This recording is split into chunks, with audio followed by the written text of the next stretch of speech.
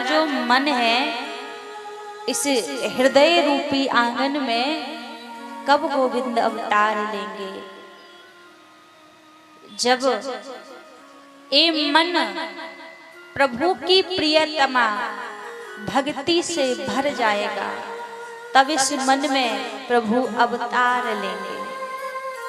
अब हम कहते हैं भैया हम बड़ी भक्ति भगवान की करते हैं, लेकिन हमारे मन में ठाकुर जी की छवि उत्पन्न नहीं होती।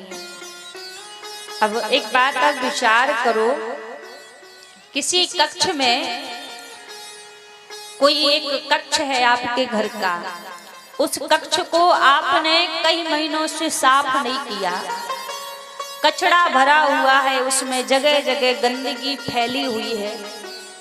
अब कोई व्यक्ति आपसे कहे भैया उस कक्ष में जाकर आप बैठ जाओ, आप कितनी देर उस कक्ष में रुकोगे? हाँ, कितनी देर रुकोगे?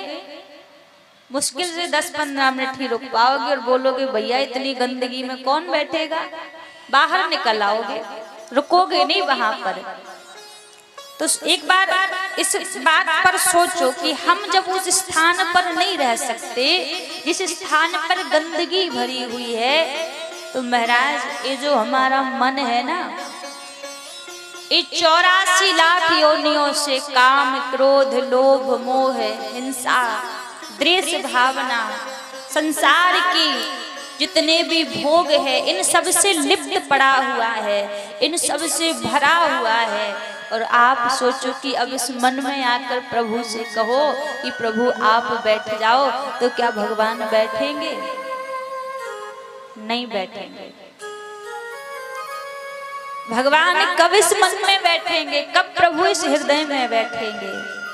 पहले इस हृदय को साफ करना पड़ेगा, पहले इस हृदय को पवित्र करना पड़ेगा। जब इस हृदय को पवित्र करोगे तब जाकर ही वो प्रभु इस हृदय में विराजेंगे, तभी इस मन में बैठेंगे। अब इस हृदय को पवित्र कहाँ किया जाए? कोई स्थान तो होगा, जगह जगह आपने देखा है ना, किसी मंदिर में चले जाओ, कहीं तीर्थ यात्रा पर चले जाओ तो वहां पर पेटी लगी रहती है, उस पे लिखा रहता है दान पेटी, लिखा रहता है ना। कभी कहीं आपने देखा कि कोई पेटी लगी हो, उस पे लिखा हो कि पाप दान पेटी, आओ और इस पेटी में अपने अपने पाप दान करके जाओ। ऐसा होता है कभी? कहीं नहीं होता। लेकिन एक जगह होता है। कहाँ? ये जो आप जिस सत्संग में बैठे हो ना, ये वो स्थान है। ये भरने का स्थान नहीं है मन को, यहाँ मन को खाली करने का स्थान है। मन में जितने भी विकार भरे हुए हैं, ये वो जगह है कि जहाँ पे उन विकारों को खाली करके जाओ और उस मन में गोविंद को बिठा कर ले जाओ।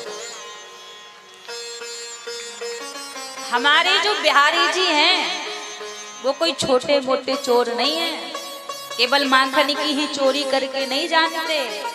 हमारे ठाकुर जी से बड़ा इस दुनिया में कोई चोर नहीं होगा।